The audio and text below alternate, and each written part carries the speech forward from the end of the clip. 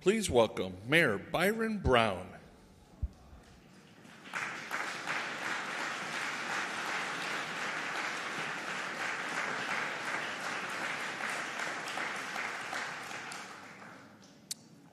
We're here in the Delavan Grider Community Center on the east side of Buffalo. I want to thank Candace Moppins, the Executive Director, and the members of the Board of Directors for hosting us today. Beloved community, as Mayor of the City of Buffalo, on behalf of the more than 278,000 residents of our city, I want to just extend our deepest and most heartfelt condolences to the family members of the victims of the vicious attack on our community. I want the family members to know that we love you, that we care about you, and collectively we are here to wrap our arms around you and to help lift you up during this very difficult time. This is a time of great pain and sorrow for all of us in the city of Buffalo. But we are trusting and leaning on God to get us through this dark and difficult time.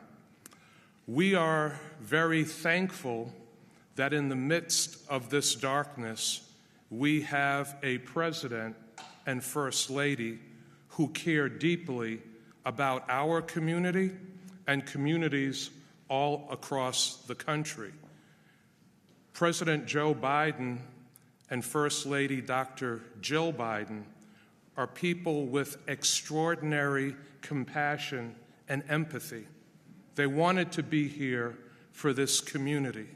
They wanted to help us with our process of healing. And we are so thankful that they are here with us during this challenging time. As mayor, it is my great honor and high privilege to introduce our President, Joe Biden, and First Lady, Dr. Jill Biden.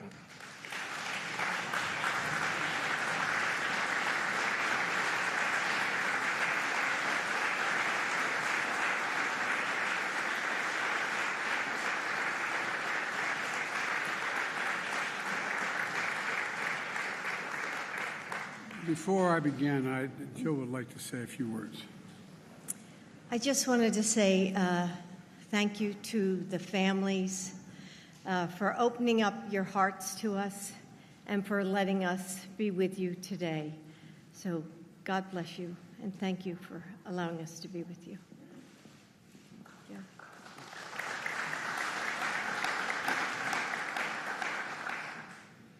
Majority Leader Schumer and Senator Gillibrand and Congressman Higgins. And Gov, thank you for taking my call when I called. And I'll never forget what she said. I said, I'd like to maybe come up if it's okay. She said, this is a big Scranton. Come. And I think you're doing a heck of a job. Thank you. Thank you for your heart as well as your head. And Mayor Brown, you've been wonderful. Thank you. And I know this is a lot of, when a vice presidential or a presidential trip shows up, there's all kinds of paraphernalia and people, and I know it's not easy.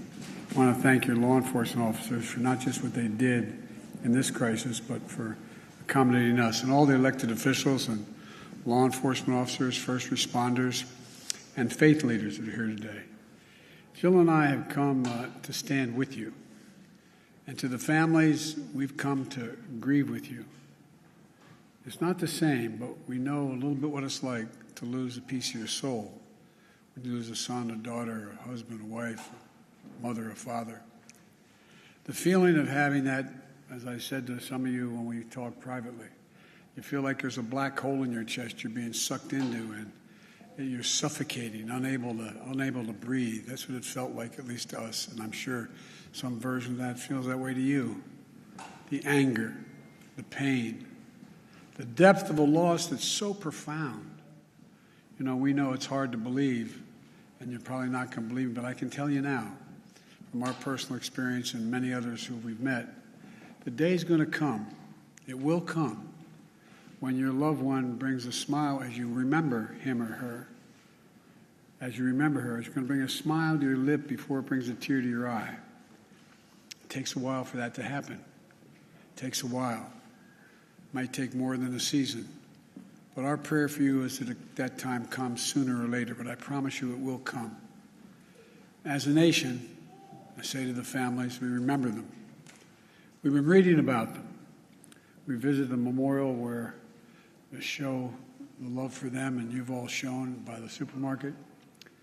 And Celestine Cheney, 65 years old, brain cancer survivor, churchgoer, bingo player, went to buy strawberries to make her favorite shortcake.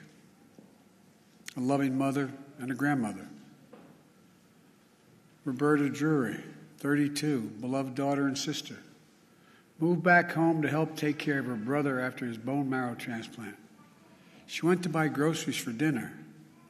The center of attention, who made everyone in the room laugh and smile when she walked in. Andre McNeil, 53, worked at a restaurant, went to buy his 3-year-old son a birthday cake.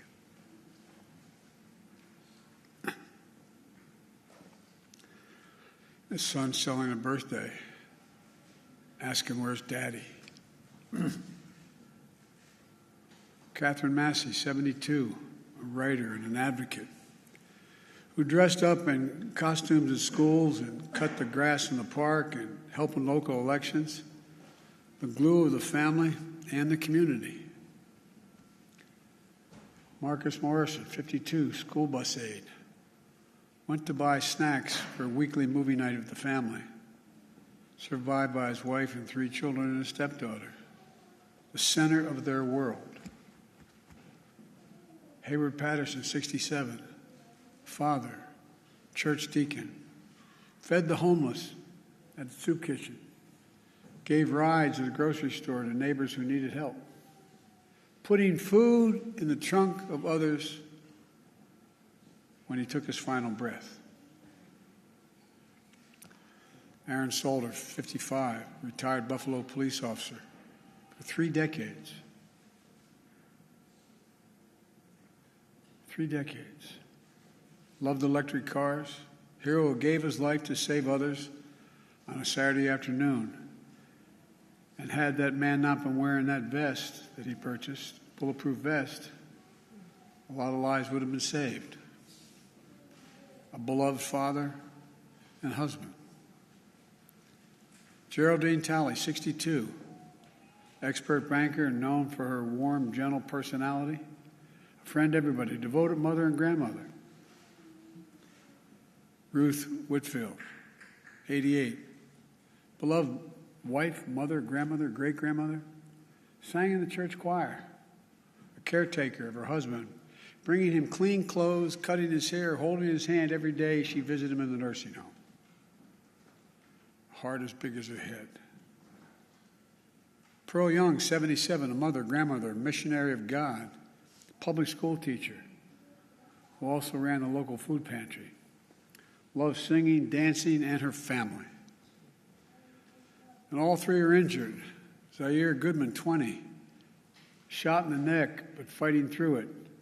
Jennifer Warrington, 50, Christopher Braden, 55, both treated with injuries on a long road to recovery. Individual lives of love, service, and community that speaks to the bigger story of who we are as Americans. A great nation because we're good people. Jill and I bring you this message from deep in our nation's soul. In America, evil will not win, I promise you. Hate will not prevail.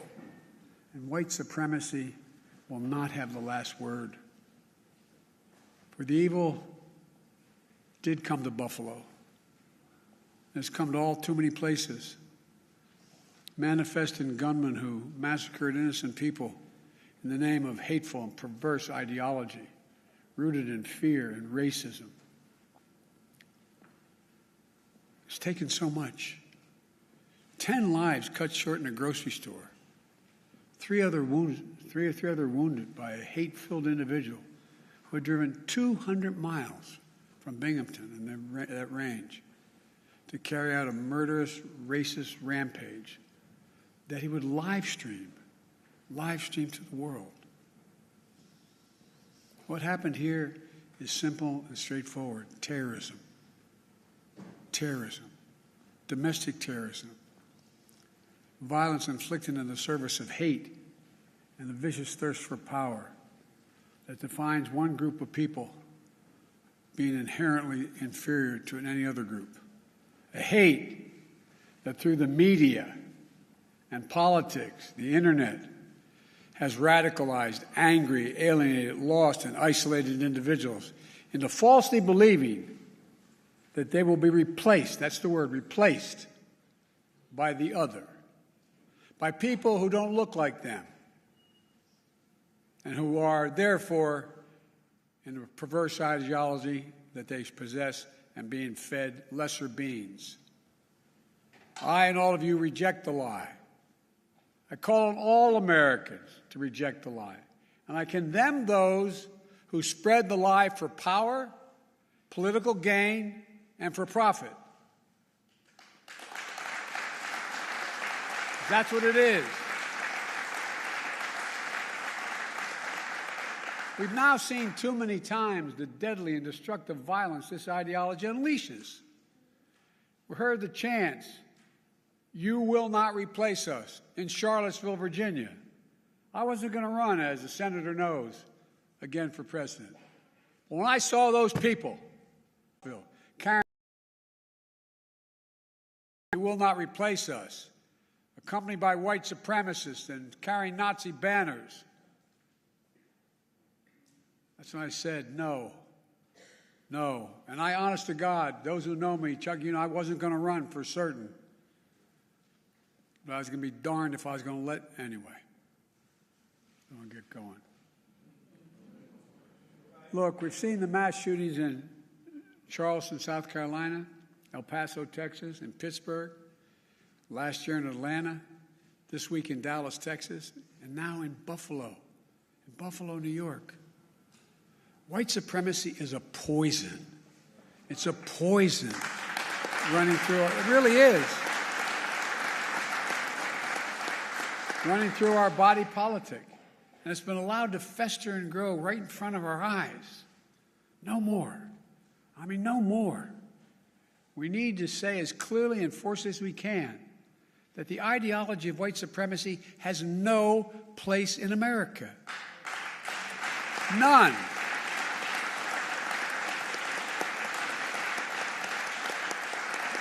And look, failure for us to not say that, failure in saying that, is going to be complicity. Silence is complicity. It's complicity. We cannot remain silent. Our nation's strength has always come from the idea. It's going to sound corny, but think about it. What's the idea of our nation? That we're all children of God. All life, liberty. Our universal goods. Gifts of God. We didn't get it from a government. We got it from because we exist. We're called upon to defend them. The venom of the haters and their weapons of war, the violence and the words and deeds that stalk our streets, our stores, our schools. This venom, this violence cannot be the story of our time. We cannot allow that to happen. Look, I'm not naive. I know tragedy will come again. It cannot be forever overcome. It cannot be fully understood either. But there are certain things we can do. We can keep assault weapons off our streets. We've done it before. I did it when we passed the crime bill last time. And violence went down. Shootings went down. You can't prevent people from being radicalized to violence. But we can address the relentless exploitation of the internet to recruit and mobilize terrorism. We just need to have the courage to do that, to stand up. Look, the American experiment in democracy is in a danger like it hasn't been in my lifetime. It's in danger this hour. Hate and fear are being given too much oxygen by those who pretend to love America, but who don't understand America. To confront the ideology of hate requires caring about all people, not making distinctions. Reverend, the Scripture is seeing that we're all part of the divine. Love thy neighbor as thyself. That's the America I know, that Jill knows. And most deserve the most, look, we're the most multiracial, most dynamic nation in the history of the world. Now's the time for the people of all races, from every background, to speak up as a majority in America and reject white supremacy. These actions we've seen in these hate-filled attacks represent the views of a hate-filled minority. We can't allow them to distort America, the real America. We can't allow them to destroy the soul of the nation. As President of the United States, I travel the world all the time. And other nations ask me, heads of state in other countries, ask me, what's going on? What in God's name happened on January 6th? What happened in Buffalo? What happened? They ask. We have to refuse to live in a country where black people going about a weekly grocery shopping can be gunned down by weapons of war deployed in a racist cause. We have to refuse to live in a country where fear and lies are packaged for power and for profit. We must all enlist in this great cause of America. This is work that requires all of us, presidents, politicians, commentators, citizens. None of us can stay in the sidelines. We have to resolve that here in Buffalo, that from the tragedy, this tragedy will come hope and light and life. It has to. And that on our watch, the sacred cause of America will never bow, never break, never bend. And the American we love, the one we love, will endure. So to the families, from your pain, may we find purpose to live life worthy of the loved ones you lost. From a hymn based on the 91st Psalm that's sung in my church, may he raise you up on eagle's wings and bear you on the breath of dawn, make you to shine like the sun, and hold you in the palm of his hand. That's my wish for us. We can do this if we resolve to do it. If we take on the haters and those who don't even care, it's just about profit and politics. May the soul of the fallen rest in peace and rise in glory. And may God guide the United States of America, now and always. To the families, as my grandpop used to say when I walked out of his home in Scranton, he'd say, "Joey, spread the faith." And my grandma would yell, "No, Joey." He'd say, "Keep the faith." And my grandma would say, "No, Joey, spread the faith." We're thinking of you. Hold on to each other tightly. Stick together. You'll get through this. And we'll make Buffalo and the United States a better place to live than it is today.